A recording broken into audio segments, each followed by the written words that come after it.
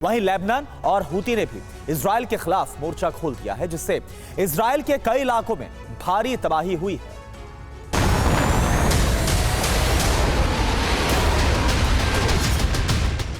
Iran ने ऐलान कर दिया है कि वो इजराइल में भारी तबाही मचाएगा।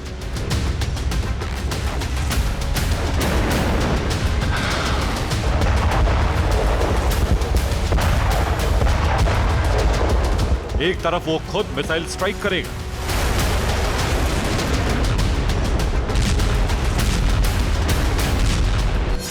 दूसरी तरफ ईरानी प्रॉक्सी संगठनों को इजराइल पर हमले का फरमान जारी कर दिया है।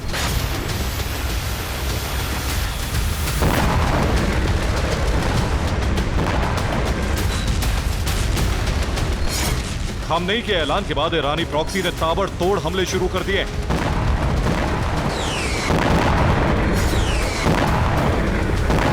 हिजबुल्लाह ने इजरायली बॉर्डर पर 15 किलोमीटर अंदर तक मिसाइलें दागी।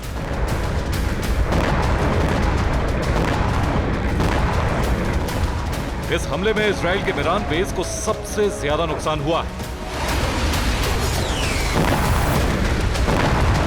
कुछ ही देर में इजराइल ने पलटवार किया, जिसमें हिजबुल्लाह के कई ठिकाने नष्ट कर डाले।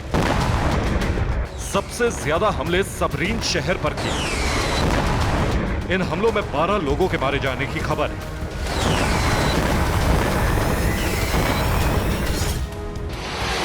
हिजबुल्लाह के अलावा हूती ने भी लाल सागर में तबाही मचाई हुई है। हूती ने अमेरिका का रीपर ड्रोन मार गिराया और उसका वीडियो भी जारी कर दिया।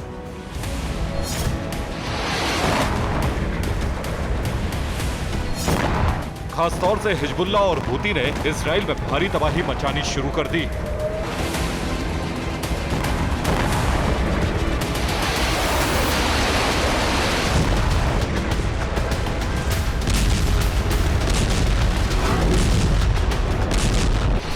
हूती को रूस और ईरान से हथियारों की नई खेप मिली, जिसके बाद उसने लाल सागर में पश्चिमी देशों के जहाजों को निशाना बनाना शुरू कर दिया।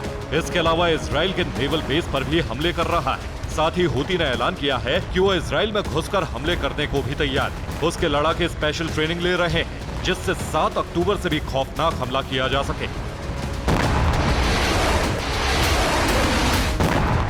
लाल सागर में हूती की दादागिरी रुकी नहीं, वो लगातार विदेशी जहाजों को निशाना बना रहा है। इस बार बारी ब्रिटिश शिप की थी।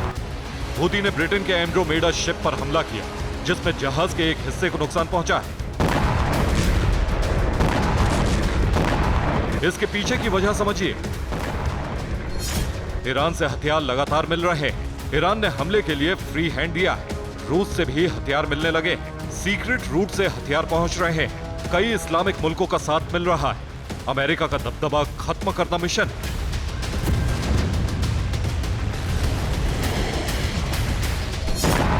खास बात यह कि ईरान ने सुस्त पड़े ईरानी प्रॉक्सी गुटों में नई जान डाल दी।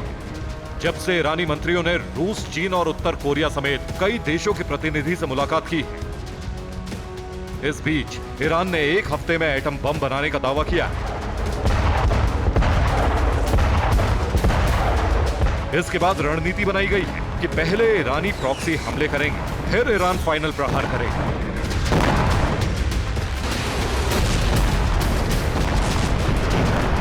इसलिए ईरानी प्रॉक्सी के हमले तेज हो गए।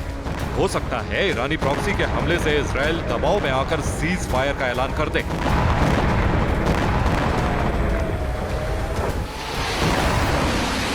लेकिन इजराइल और अमेरिका को सबसे ज्यादा घबराहट ईरान के परमाणु कार्यक्रम को लेकर है, क्योंकि मोसाद का इनपुट है कि ईरान एक हफ्ते में परमाणु बम बनाकर भारी तबाही मचा सकता है।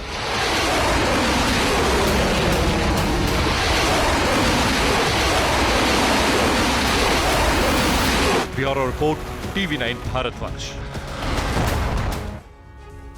इजराइल और हमास के बीच जंग में बेकसूरों की भी मौत हो रही है, जिसे लेकर दुनिया के कोने कोने में प्रोटेस्ट हो रहा है।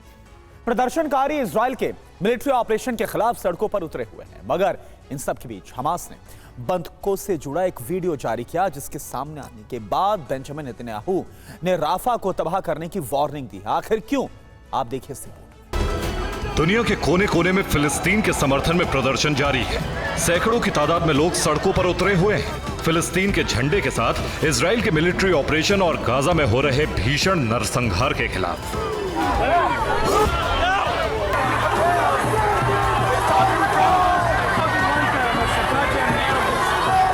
ये तस्वीरें वॉशिंगटन डीसी में मौजूद हिल्टन होटल की हैं, जिसके सामने प्रदर्शनकारी सड़कों पर लेटे हुए हैं। बाइडेन सरकार के खिलाफ नारेबाजी की जा रही है।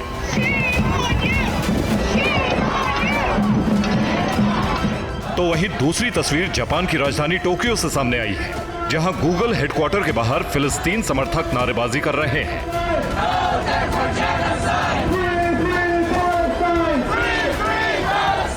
अमेरिका से यूरोप तक, यहां तक कि मिडिल ईस्ट तक में फिलिस्तीन के समर्थन में सैकड़ों लोगों की भीड़ सड़कों पर उतरी है।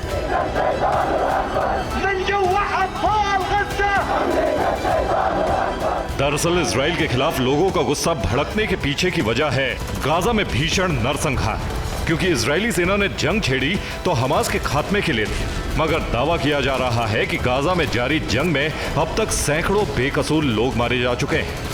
भीषण नरसंहार हुआ है।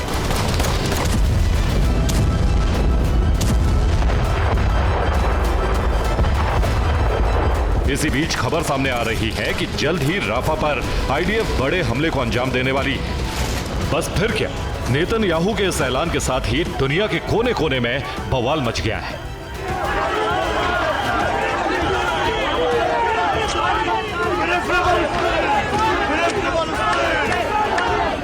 इजराइल के खिलाफ सबसे ज्यादा विरोध प्रदर्शन अमेरिकी यूनिवर्सिटीज में देखने को मिल रहा है। Columbia, Los Angeles, Ohio, Indiana और ऑस्टिन समेत यूएस के 25 विश्वविद्यालयों में प्रदर्शन जारी है।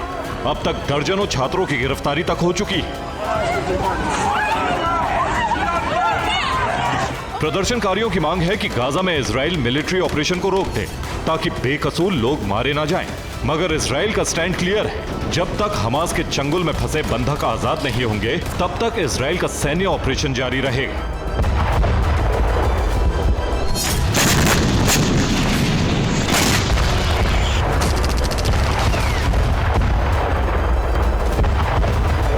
वहीं राफा पर हमले से ठीक पहले हमास ने बंधकों के वीडियो जारी किए हैं। हालांकि इस वीडियो के सामने आने के बाद नेतन्याहू के तेवर और ज्यादा विध्वंसक हो चुके हैं, क्योंकि हमास बंधकों की रिहाई के लिए तैयार नहीं है। वहीं आईडीएफ ने साफ कर दिया है कि अगर बंधकों की रिहाई नहीं होगी तो राफा समेत पूरे गाजा का वजूद मिट जाएगा।